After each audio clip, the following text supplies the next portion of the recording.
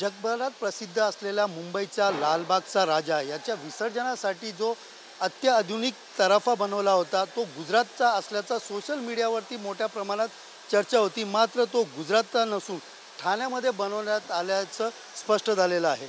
मी सध्या उभा आहे ठाण्यामधील त्याच कंपनीमध्ये ज्या ठिकाणी हा तराफा बनवण्यात आलेला आहे. एकंदरीत पाहायला गेलं तर ठाण्यामध्ये सॉफ्ट शिपयार्ड अशा प्रायव्हेट लिमिटेड अशी ही कंपनी आहे आणि या कंपनीमध्ये पूर्णपणे या तराफाचं काम जे आहे ते झालेलं आहे.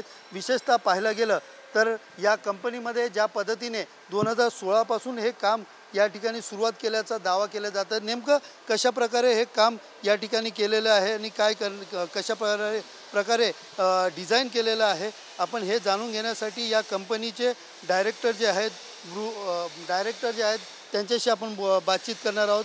सर, क्या बताएंगे आपके पास में जो कई दिनों से मतलब अभी पिछले विसर्जन से चर्चा शुरू है कि जो तराफा बना गया है वो गुजरात से लाया गया था लालबाग के लिए. ये ऑर्डर आपको कब मिली थी, कैसी मिली थी और ये तराफा कितने बाई कितने का था, कितने की ऑर्डर दी गई? एक्चुअली कॉन्फिडेंशियल मैं वो बता नहीं सकता क्योंकि वो मंडल ही बता सकता है. लेकिन ये 2016 में पहले बार मंडल आके हमारा पास आया था. उन लोग आके हमको पूछ रहा था ये ऐसा हमको फैसिलिटी बना के देने का करके. उसके हिसाब से 2016 में हम लोग एक प्रपोजल दिया था विच इज़ 20 फीट बाई 20 फीट का तराफा बना के देने का करके. उसमें इमर्सन करने का फैसिलिटीज़ भी बना के देने का करके. सो उसके हिसाब से हम लोग उनको फर्स्ट प्रपोजल दिया है और कमेटी का ये प्रेजेंटेशन देने के बाद में उन्होंने एक्सेप्ट किया.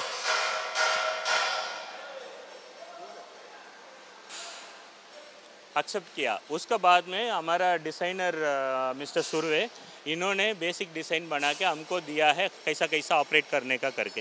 ये 2016 में यही जगह पे आप देख रहे हैं ना ये प्लेटफॉर्म, इसी में 2016 में वो प्लेटफॉर्म बनाया था. बना के इधर ही ऑपरेट करके मंडल का सभी आदमी लोग इधर आके पूरा ऑपरेशन पूरा डेमोन्स्ट्रेशन पूरा देखा है. इसमें एक स्पेशलिटी क्या है, ये पूरा मॉड्यूलर टाइप पॉन्टून है. इसमें टोटल 4 पार्ट है. 4 पार्ट छोटा छोटा बना के एवरी ईयर गिरगांव चौपाटी में लेके जाके इसको असेंबल करना पड़ता है. असेंबल करके ज्वाइन करके 15 दिन का पहले पानी में डालने का है. फिर विसर्जन का पहले दिन हम लोग गिरगांव चौपाटी में लेके आके पूरा ऑपरेशन करके रहता है. वो तो आप एवरी ईयर यूट्यूब में देखा रहेगा कैसा कैसा विसर्जन करके रहता है करके आप देख सकते हैं. फिर अभी लास्ट ईयर अगेन उन लोग अप्रोच किया all of a sudden that हम लोग का और बड़ा और बेटर चाहिए करके. सो उस ये अनदर ये 7-8 मंथ्स का पहले हमारे पास आए थे. वो आने के बाद में उन्होंने बोला है ये और बड़ा चाहिए करके. उसके हिसाब से सेम ऑलमोस्ट सेम डिज़ाइन है बट ये सेल्फ प्रपल्ड है. अपने आप ये वेसल जा सकता है. लास्ट टाइम बनाया था वो सेल्फ प्रपल्ड नहीं था, अभी सेल्फ प्रपल्ड है. सो उसके हिसाब से बनाया गया. और इसमें lot of other facilities are also there. ये प्लेटफॉर्म कैन बी एडजस्टेड, वो लेवल का ऊपर नीचे कर सकता है. रद्द आने के टाइम उसके हिसाब से लेवल करके. ये इसका बारे में ज़्यादा बात करने के लिए सुरेश साहब बताएगा आपको. दूसरी बात कहा गया तो आपने जो ये बनाया था ये कितने हाइट का था और इसको गुजरात से लाया गया ऐसा दावा किया था. गुजरात में लेके गए थे क्या? नहीं, एक्चुअली हमारा सॉफ्ट शिपयार्ड हेड ऑफिस ताना, ये जो हम लोग खड़ा है यही हेड ऑफिस है. और हमारा वर्कशॉप आप देख रहा है यही हमारा वर्कशॉप है. उसके अलावा हमारा यार्ड फैसिलिटीज़ पूरा भरूच में है. एक्चुअली इधर पूरा हम लोग बनाने के बाद में ये पानी में डालने के लिए असेंबली करने का है. ये असेंबली करने का इतना बड़ा जगह इधर नहीं है और पानी में भी डालने का वो इसके लिए भरूच में लेके जाके ये असेंबली किया गया है. दुसरीकडे आपण पाहायला गेलं तर ते तराफ नेमकं कशा प्रकारे डिझाईन केलेलं आहे हे जाणून घेण्यासाठी डिझायनर जे आहेत सुर्वे आपण त्यांच्याशीच बातचीत करणार आहोत. सुर्वेजी, तुम्ही या ठिकाणी आहात. नेमकं एवढा मोठा तराफ म्हणजे आज जगभराचं लक्ष याकडे लागलेलं आहे. कशा पद्धतीने बनवलेलं, किती मोठं होतं आणि नवीन अत्याधुनिक टेक्निक त्याच्यात वापरण्यात आलेली काय टेक्निक होती? कसा झाला, जेव्हा हा तराफ आम्ही जेव्हा बनवायला घेतला, जे पहिला तराफ आम्ही जेव्हा बनवला होता, जे आम्हाला प्रॅक्टिकल त्याच्यामध्ये काय प्रॉब्लेम होते ते प्रॉब्लेम ह्या तराफात आम्ही रिकवर करण्याचे प्रयत्न केले. उदाहरणार्थ पहिला जो तराफ होता तो रेक्टँगल ब्लॉकमध्ये होता. तो रेक्टँगल ब्लॉकमध्ये काय व्हायचं की ज्यात आम्हाला पाण्याची लाट यायची ती तराफाच्या पुढे अडकल्यामुळे तराफाला स्पीड मिळत नव्हतं तिथे. त्याच्यामुळे आम्ही तो शेप चेंज केला आणि त्याला सेटचा शेप दिला, याने तो करंट कापू शकेल म्हणून एक प्रोव्हिजन ते केलं. दुसरं प्रोव्हिजन हे केलं की त्याचा जो प्लॅटफॉर्म आहे तो प्लॅटफॉर्म कधी पण आपल्याला जर ॲडजस्ट करायचा झाला, जर समजा रथाची हाईट उंची कमी जास्त झाली तर ते प्रोव्हिजन या रथामध्ये आम्ही केलं की तो ॲडजस्ट करू शकतो त्या रथाला मॅच करण्याकरता. ते एक आम्ही ॲडिशनल केलं त्याच्यामध्ये. तिसरा आम्ही पॉईंट त्याच्यामध्ये असं केलं की आत्ता रथाची लांबी रुंदी वाढली, त्याप्रमाणे त्याची कॅपॅसिटी पण थोडीशी आम्ही वाढवली त्या हिशोबाने की त्या हिशोबाने त्याचा लोड घ्यायला पाहिजे म्हणून. त्या हिशोबाने परत आम्ही त्याच्यावरचे इक्विपमेंट मशिनरी जे आहेत त्या आम्ही त्याच्यावरती चेंज केल्या. आणि त्याच्यात चौथी ॲडिशनल आम्ही असं केलं की पहिल्या याच्यात सेल्फ प्रॉपर नव्हता याच्यामध्ये, तर त्या हिशोबाने आम्ही 2 ओबीएम म्हणजे ऑनबोर्ड मोटर बोलतात, याने पंटून जो आहे तो पाण्यामध्ये आतमध्ये नेला जातो ते 2 आम्ही ओबीएम त्याच्यामध्ये ॲडिशनल ॲड केले. आणि तो ताराफा जो आहे तो पहिल्यापेक्षा दुप्पट्टी लांबी रुंदीच्या हिशोबाने तो बनवून जेव्हा MMD म्हणून एक डिपार्टमेंट येते त्यांच्यामध्ये आपण जेव्हा आपण शिप्स बनवतो ते त्यांच्या रूल्स अँड रेग्युलेशनप्रमाणे त्या बनल्या पाहिजे. त्या लोक येऊन इन्स्पेक्शन करतात. इन्स्पेक्शन केल्यानंतर ते लोक त्याचे ट्रायल घेतात आणि त्यांना सॅटिस्फाय झालं की बाबा ही जी पंटून आहे हा पंटून तुम्ही लॉन्च करू शकता, त्या टायमाला ते आपल्याला लायसन्स देतात. काय पहिला कशामध्ये प्रॉपर नसल्यामुळे लायसन्सची गरज नव्हती, याला सेल्फ प्रॉपलवर असल्यामुळे त्याला लायसन्सची गरज लागल्यामुळे आम्ही त्या एजन्सीला पण अप्रोच केलं. त्या लोक येऊन त्यांनी त्या भरोजमध्ये, कारण इथे पाण्याची व्यवस्था नाही आहे, तिथे असेंबल करून तिथे लॉन्च केलं. त्याच्यावरती ट्रायल त्या लोकांनी घेतली, त्याचं इन्स्पेक्शन केलं, प्लॅटफॉर्म वर खाली घेऊन सर्व वगैरे स्टॅबिलिटी या सर्व गोष्टी तयार केल्याच्या नंतर त्यांनी मग आम्हाला ते लायसन्स त्याचं दिलं की तुम्ही आता हा ताराफा तिथे पाण्यात चालवू शकता त्याच्यामध्ये. अशा पद्धतीने याच्यामध्ये हे केलं. पहिला याच्यात कॅप्टन म्हणजे आपला जो मास्टर असतो जो पंटून चालवणार तो नव्हता. आता त्याच्यात मास्टर पण त्याच्यामध्ये आहे, तो त्या कन्सोलने तो पंटून चालू शकतो. आणि पहिल्याचे कसं होतं की आपण तो प्लॅटफॉर्म मॅन्युअली असं वर खाली करवतो, आता सर्व इलेक्ट्रॉनिक सिस्टम केले, त्याच्यामध्ये आपण जॉयस्टिकच्या थ्रू आपण त्याला ऑपरेट करू शकतो. ज्या कंडिशनला पाहिजे त्या कंडिशनला घेऊ जाऊ त्याच्या बसला आहे. आणि राहिला प्रश्न असा की तो 360 डिग्रीमध्ये फिरतो का, तो 360 डिग्री फिरतो, कारण जे ओबीम आहे त्याच्यामध्ये 2 ऑपरेशन आहे. एक आहे तुम्हाला ते पंटून पाण्यामध्ये घेऊन जायचं आणि दुसरी सिस्टम त्याच्यामध्ये स्टेअरिंग म्हणजे तो जो पंटून आहे तो तुम्ही 360 डिग्रीमध्ये फिरू शकता. मग कधी त्याला जे जो डिस्प्लेसमेंट लागतो, पाण्याचा जो हाईट लागते ते साधारण 6-7 फुटावरती जर आला तो, कारण ते काय होतं खाली काही ऑब्स्टॅकल आलं तर ते प्रॉपर डॅमेज होण्याचे चान्सेस असतात, म्हणून त्याच्या आधी आम्ही तो ऑपरेट करत नाही. त्या टायमाला तो 360 डिग्री जी लांबी आहे त्याची, म्हणजे समजा आता हा 40 फूट आहे तर 40 फूटच्या रेडियसमध्ये तो 360 डिग्रीमध्ये फिरेल. पण जर तिथे पाणी नसेल आणि तिथे ती हाईट जी रिक्वायरमेंट मिळत नसेल त्या ठिकाणी आम्ही हा ऑपरेट करू शकत नाही आहे. तर तो एक ॲडिशनल त्याच्यामध्ये एक प्लस पॉईंट आम्हाला त्याच्यामध्ये आहे. अशाप्रमाणे थोडंसं आम्ही त्याच्यानंतर एक स्प्रिंकलर सिस्टम, म्हणजे गणपती बसल्यानंतर गणपतीच्या पाठी जसा आपला मोराचा जो पिसारा असतो त्याप्रमाणे मी एक स्प्रिंकलर केला आणि साईडने 4 म्हणजे 2 ह्या साईडला डाव्या साईडला 2 उजव्या साईडला अशा पद्धतीने त्या गणपतीवरती स्प्रिंकलरची अरेंजमेंट करून त्याच्यामध्ये आम्ही लाईट्स लावल्या, अशा लेझर लाईट्स लावल्या की त्याचा तो इफेक्ट नाही करता म्हणून. तो एक पार्ट आम्ही ॲडिशनल केला.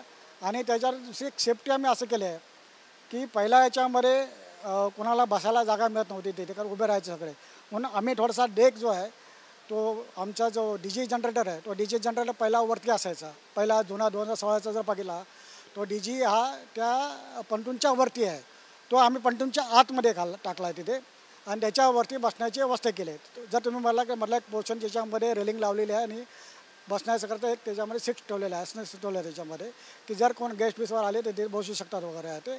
आणि तिकडनंच तो मास्टर जो आहे तो पूर्ण शिप ऑपरेट करू शकतो तिथे. आणि त्याच्यानंतर पहिला असं व्हायचं की गणपती हा रथावरनं जेव्हा पंटूनवर यायचा तेव्हा बांबू किंवा पाईप टाकून त्याला शिफ्ट केलं जायचं. तर ह्या वर्षी आम्ही ते अवॉइड करून टाकलं. त्याच्यामध्ये आम्ही त्याच्यावर एक टेलिस्कोपिक अशी सिस्टम बनवली की जेणेकरून गणपती खाली 2-3 माणसांनी जरी पुश केला तरी त्या सिस्टमवरती तो गणपती रथावरती येईल असा. परंतु त्याच्यात 2 मेन कॅटेगरी एक आहे, त्याच्यामध्ये तुम्हाला ओहोती पाहिजे, दुसरी गोष्ट पंटून आणि रथ हा एकमेकाला जॉईंट झाला पाहिजे. हे 2 मेन गोष्टी या झाल्या की त्याला काही प्रॉब्लेम नाही आहे. ह्या 2 गोष्टी मेन त्याच्यामध्ये आहे. जर तुमचा रथ एका साईडला आहे पंटून एका साईडला आहे तर ते होणं शक्य नाही आहे. कधी याची सुरुवात केलेली तुम्ही आणि पहिल्यांदा त्याचं कुठला पार्ट बनवायला घेतलेला, किती दिवस लागले ते बनवून? हां, सुरुवात आम्ही केली साधारण मला वाटतं 2016 नाही नाही नया नया नया नया के नया जो आहे नवीन नवीन नवीन नवीन जो आहे फेब्रुवारीने अप्रोच केलं आम्ही. साधारण एक मार्चमध्ये आम्ही ते स्टार्ट केलं. पहिला आम्ही जे स्टार्ट केलं त्याच्या ब्लॉकमध्ये साईडचे जे 3-4 पार्टमध्ये जे बनवलं आहे ते पहिले आम्ही मॉडेल टाईप ब्लॉक बनवल्यानंतर सायमल्टेनियसली आम्ही त्याचा वरच्या ज्या मशिनरी आहेत विंचेस आहे वगैरे काय आहे ते एका साईडला केलं. कारण हे दोन्ही साईडचे ब्लॉक झाले आमचे. हे जे 2 प्लॅटफॉर्म खाली बघताय ना, एक कारण इथे 2 ब्लॉक होते, त्या साईडला 2 ब्लॉक होते. त्याच्यामुळे आम्हाला बाकीचे छोटे छोटे आयटम जसे आहेत मशिनरी वगैरे आहेत त्या आम्ही इथे खाली बनवायला घेतल्या हे आहे ते. आणि जसा तो ब्लॉक आमचे बनवून झाले त्याच्यानंतर त्याचे जे पूर्ण प्लॅटफॉर्म आहे ज्याच्यावरती गणपती आपला बसतो वर खाली जातो, तो गणपतीचा प्लॅटफॉर्म बनवायला इथे घेतला. इथे घेऊन इथे त्याची असेंब्ली केली आणि तो विंच लावून इथे तो ट्रायल बेसिसवर चेक केला की तो बरोबर खाली जातो आहे की नाही, वरती होतं आहे ते चालू केलं. आणि हे सर्व करेपर्यंत साधारण आम्हाला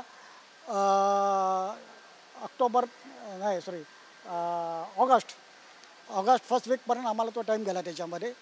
आणि ऑगस्ट मला वाटतं काहीतरी 7 की 8 तारखेला आम्ही तो इकडनं डिस्पॅच केला. तो किती जणांची टीम याच्यावरती काम करत होती? किती? जवळजवळ त्याच्यामध्ये गेलं तर एक मेन जे कारागीर आहेत म्हणजे जसे फिटर म्हणा, वेल्डर म्हणा, जे त्याला लागणारे जे आहेत ते 7-8 जण आहेत.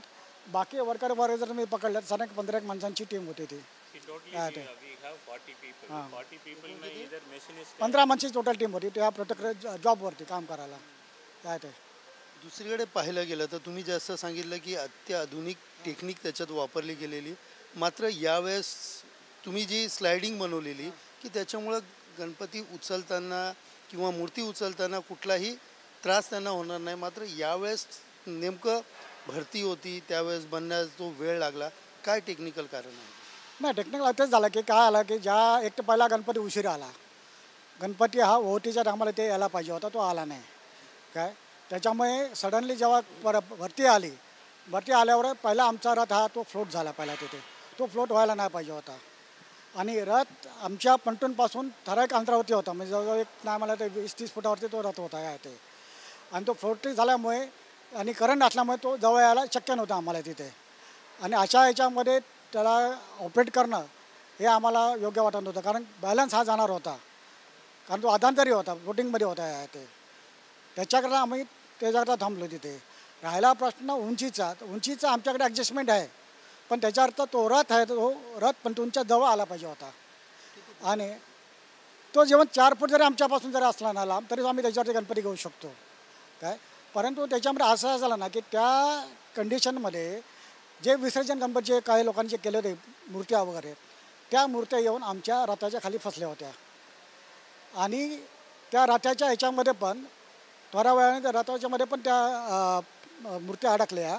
आणि ते जे डेकोरेशन त्याच्या पाठीमारतात त्याला जे रश्या वापरतात आपल्या ह्याच्या सुतईच्या, ती रशी आमच्या त्या रथाच्या व्हीलमध्ये गुंडाळली गेली आणि तो व्हील ब्लॉक झाला काय. पण हे आम्हाला केव्हा कळलं की ज्या टायमाला पाणी रथाच्या लेवलला आलं त्या टायमाला आमच्याकडे जो ड्रायव्हर्स होते आम्ही त्या ड्रायव्हर्स लोकांना सांगितलं की आतमध्ये जाऊन बघा की तो रथ का अडकला आहे कशामध्ये. त्याच्यानंतर ते आतमध्ये गेला त्यांना कळलं की बाबा त्याच्यामध्ये त्या मूर्त्या फसल्यात आणि ते रशी त्याच्यामध्ये गुंडाळली गेली म्हणून. मग त्या लोकांना तिकडे जाऊन त्या बाजूला केल्या काय. आणि ज्या टायमाला ओहोटी आली त्या टायमाला आम्ही तो रथ घेऊन तिथे आणून हे केलं. त्याच्यानंतर पाण्याची जे लेवल पाहिजे होती ती आम्हाला त्या वेळेत मिळाली नव्हती म्हणजे जेव्हा प्रॉपर चालू करायला. म्हणून आम्हाला थोडासा त्याला पुश करून आतमध्ये घ्यावा लागला आणि त्याच्यानंतर मग तो कंटिन्युशनमध्ये गेला. की मेन म्हणजे एक तर आम्हाला त्याची भरती तो रथ जवळ नाही आल्यामुळे आणि दोन्ही पण वस्तू फ्लोटिंग राहिल्यामुळे कुठचीच एक जरी वस्तू स्थिर असेल ना तरी आम्ही त्याला ट्रान्सफर करू शकलो असतो. पण दोन्ही पण वस्तू फ्लोटिंग असल्यामुळे दोन्ही गोष्टी मूव होत नव्हत्या. कारण ते खाली मूर्त्या असल्यामुळे आम्हाला ते प्रॉपलर चालू करता येत नव्हतं. कारण 35 टनाचा वट काय असं वेट ढकलून जाणारं नव्हते तिथे काय. ते ह्या आम्हाला प्रॅक्टिकली देतो जो प्रॉब्लेम आम्हाला प्रॉब्लेम आला त्याच्यामध्ये. टेक्निकल तुम्ही लावलेलं त्याच्यामध्ये ड्रायव्हिंग नव्हतं किंवा काय नव्हतं, ती पाण्यावरती सरळ जात होती. ऑपरेट करायचं होतं म्हणजे त्यावेळेला ऑपरेटर होता त्यालाही मोठा त्रास झाला. कुठच्याला पहिला आला नाही, पहिल्या याच्यात ती सिस्टम नव्हती. आणि पहिला जरी प्लॅटफॉर्म जरी इथे आला असता, पहिलावाला जरी इथे आला असता तरीसुद्धा तो तिकडे जाऊ शकला नसता, कारण पाण्याला एवढं करंट होतं की तो एक दुसऱ्याला बाजूलाच करत होती तिथे. त्या केसमध्ये पण तसं झालं असतं की तो पंटून शेवटी बसवाच लागला असता आम्हाला खाली ओहोटीनंतर, आणि त्याच्यानंतरच तो गणपती तिकडे आम्हाला ट्रान्सफर करावा लागला असता. त्याच्यामुळे त्या तरापामध्ये या तरामध्ये क्या ह्याला ते प्रॉपर लावला म्हणून असं तसं काही नाही आहे. दोघांचे डिझाईन सेम आहे बघायला गेलं तर, दोघांचं फंक्शन सेम आहे. किती लांबीचा होता? आणि दुसरी गोष्ट म्हणजे आता एक चर्चा सुरू होती की हा इथं नाही तर गुजरातमधनं आणलेला आहे म्हणून, काय नेमकं त्याचं सत्य आहे? तुम्हाला सांगतो कसं असतं माहिती आहे की आता जेव्हा आपण एखादं पंटून बनवतो किंवा एखादी आपण शिप बनवतो, ती बनवल्यानंतर त्याला पाण्यामध्ये केल्यामुळे त्याची स्टॅबिलिटी चेक करावं लागते. त्याच्यानंतर ते करंट आहे तर पाण्यामध्ये तो स्टेबल होतो की नाही ते बघावं लागतं. काय त्याच्याकरता आम्हाला इथे आमच्याकडे काही फॅसिलिटी म्हणजे या वर्कशॉपच्या इथे नाही फॅसिलिटी. मग आम्ही काय केलं की आमचा सर्व होऊन झाल्याच्या नंतर मॉडेल तो आम्ही भरूचलापर्यंत तिथे असेंबल केला. किती पार्ट इकडे म्हणजे म्हणजे शिपचं किती पार्ट इकडे बनवल्यानंतर मग कशा पद्धतीने केले म्हणजे सुरुवातीपासून? 100% पार्ट इकडेच बनले, पण मॉड्युलर सिस्टममध्ये बनवले आणि त्याला जाऊन तिथे असेंबल केलं स्लिपवेवरती भरूचला. आणि ते स्लिपवेला आमचं यार्ड आहे तिथे, आणि याला स्लिपवे म्हणजे काय की त्याच्यावरती बोट कन्स्ट्रक्ट करून त्याच्यावरनं तो पाण्यामध्ये सोडली जाते त्याला, कारण एवढा वेट आहे ते सोडावं लागतं त्याच्याकरता.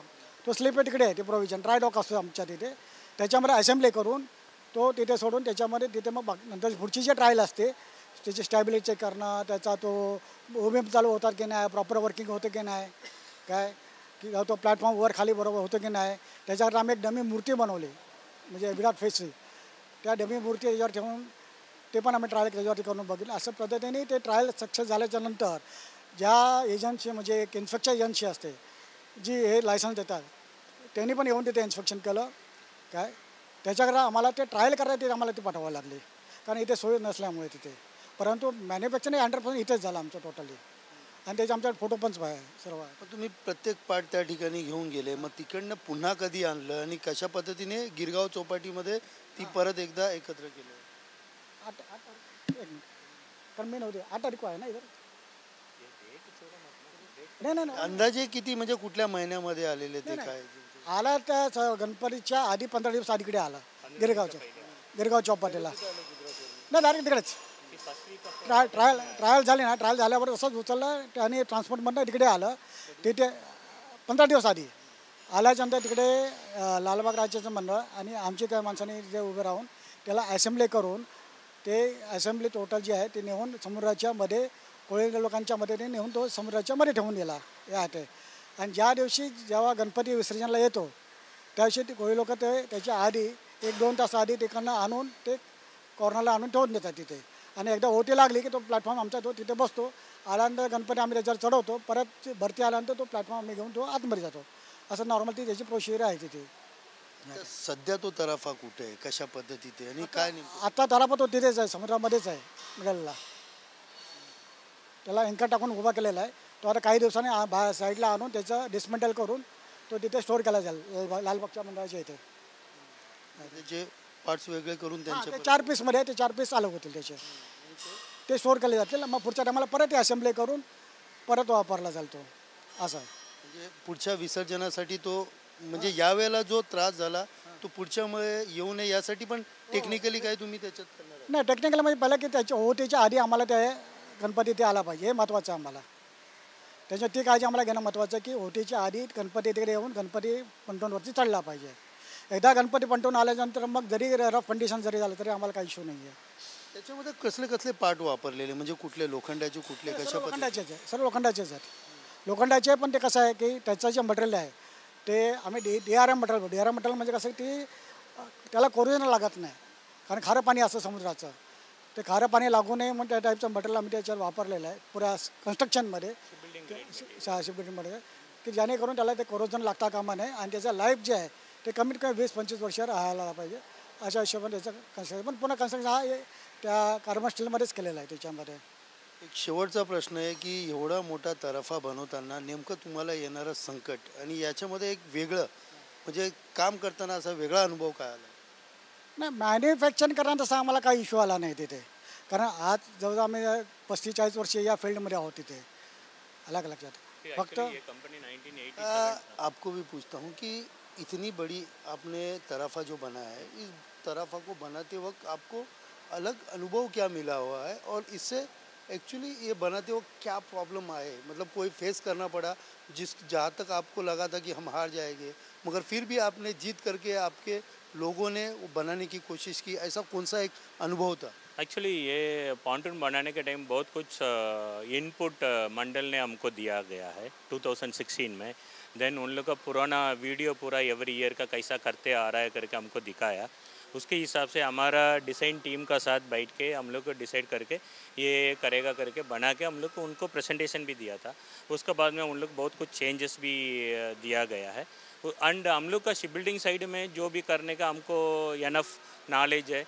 एंड हमारा company is headed by naval architect mister Sairaj. He is the promoter of this company. वो इसमें ज़्यादा इन्वॉल्व होकर ये डिज़ाइन पूरा उन्होंने डेवलप किया है. एंड ये प्लेटफॉर्म, ये मूविंग प्लेटफॉर्म से मूर्ति आने के बाद में लोअरिंग करने का और स्लाइडिंग करने का वो मैकेनिज़्म पूरा सुरेश साहब ने डिज़ाइन किया है. सो उसको इनकॉर्पोरेट करके फिर हमारा डिज़ाइन टीम पूरा बैठ के उसको बनाया था 2016 में. विद दैट काइंड ऑफ एक्सपीरियंस हम लोग 2025 में करके बना के हम लोग को उनको प्रेजेंटेशन भी दिया था. उसके बाद में उन लोग बहुत कुछ चेंजेस भी दिया गया है. एंड हम लोग का शिप बिल्डिंग साइड में जो भी करने का हमको एनफ नॉलेज है. एंड हमारा company is headed by naval architect mister Sairaj. He is the promoter of this company. वो इसमें ज़्यादा इन्वॉल्व होकर ये डिज़ाइन पूरा उन्होंने डेवलप किया है. एंड ये प्लेटफॉर्म, ये मूविंग प्लेटफॉर्म से मूर्ति आने के बाद में लोअरिंग करने का और स्लाइडिंग करने का वो मैकेनिज़्म पूरा सुरेश साहब ने डिज़ाइन किया है. सो उसको इनकॉर्पोरेट करके फिर हमारा डिज़ाइन टीम पूरा बैठ के उसको बनाया था 2016 में. विद दैट काइंड ऑफ एक्सपीरियंस हम लोग 2025 में ज़्यादा हम लोग 4-5 बार कंटिन्यूस हम लोग विसर्जन करने का टाइम हम जाके देखा है. फिर we have taken lot of input from that experience. हम लोग ये करने का टाइम में 20-25 में करने का टाइम में हम लोग को बहुत आसानी हो गया. दूसरी बात कहा गया कि यहाँ से जब वो तराफा लेके गए वहाँ पर चेक करने के लिए, तो कैसे लेके गए थे उसको? वहाँ पर कभी किया और वहाँ से फिर गिरगांव तक कब लेके? ओके, एक्चुअली कमेटी ने हमेशा बोला है साल में एक बार हम लोग करने का है. इसके लिए इसको मॉड्यूलर टाइप बनाने का है. हर बार गिरगांव चौपाटी में जाके हम लोग को असेंबली करने का, इसलिए पूरा मॉड्यूलर टाइप में बनाओ करके उसके हिसाब से हम लोग इसको 4 पार्ट में बनाया गया 2016 में. सो उसको इधर बना के लेके जाके किधर भी बाई road it can be transported. इधर से गिरगांव चौपाटी लेके जाएगा, 2 क्रेन आके आधा दिन में उसको असेंबली कर देता है. वो पूरा कमेटी खुद कर देता है. करने के बाद में पानी में डाल देता है. एंड दिस टाइम बनाने के टाइम में सेम कंडीशन रखा है हम लोग को और जल्दी इसको असेंबली करने के हिसाब से आप डिज़ाइन करके दे दो करके. आप ये डिज़ाइन में देखेगा तो ये पॉन्टून 1 by 1 असेंबली करने का पूरा सिस्टम तैयारी करने का टोटल वेट 40 टन है. There are about 4 to 6 parts are there. ये 6 पार्ट्स हम लोग विद इन 6 आवर्स में असेंबली कर देता है. ये जो आपने बनाए थे कि 4 अलग अलग पार्ट है, सबसे पहले इसकी ट्रायल कितनी बार हुई थी? पहले कहाँ पर हुआ, दूसरी बार कब, और बाद में? एक्चुअली ये वर्कशॉप में हम लोग ये पूरा इसमें पूरा lot of machining item which are involve. ये मशीनिंग पूरा ये आप देख रहा है ना, ये मशीन में पूरा वो मशीनिंग किया है. इधर ही इंडिविजुअल पार्ट हम लोग बना के और विंच भी बना के इधर ही ऑपरेशन पूरा वेरीफाई किया है. बट इसको हम लोग असेंबली करके टेस्ट एंड ट्रायल करने के लिए हमारा पास पानी चाहिए. इसके लिए उधर हमारा भरूच यार्ड में लेके जाके हमारा नर्मदा रिवर में इसको लॉन्चिंग करके उधर हम लोग पूरा टेस्ट एंड ट्रायल किया है. उधर हम लोग डेमोन्स्ट्रेशन भी किया है. कमेटी मेंबर भी उधर आके उसको पूरा 2016 में चेक किया. लाइकवाइज ये 2025 में नया बनाया है, वो भी बड़ा है. इधर से बना के उधर हमारा भरूच यार्ड में लेके गया. उधर हम लोग को असेंबली करने के लिए 2 दिन लगता था. उसके बाद में पानी में डालने के लिए 2 दिन करने के बाद में 5th डे में हम लोग टेस्ट एंड ट्रायल दिखा दिया. फिर इधर बाय रोड ट्रान्सपोर्ट इधर लेके आया है. एकंदरीत पाहायला गेलं तर जो तराफाचं गुजरात कनेक्शन बोललं जातं आहे, मात्र ठाण्यामध्ये पूर्ण बनून भरूचमध्ये त्याची पहिली ट्रायल झाली आणि त्या ट्रायलनंतर गिरगाव चौपाटीला आणलेलं आहे. आता सध्या तो अजून देखील गिरगाव चौपाटीवरती आहे, मात्र त्याचे चारही पार्ट वेगळे करून लालबाग मंडळाकडे ते देण्यात येणार आहेत आणि पुढच्या वर्षीसाठी नवीन टेक्नॉलॉजी वापरून ते पुन्हा उपयोगात येईल अशा प्रकारची व्यवस्था जी आहे ते कंपनीने या ठिकाणी केल्याचं स्पष्ट केलेलं आहे. कॅमेरा पर्सन अथर्वसह सुनील जाधव, TV9 मराठी, ठाणे.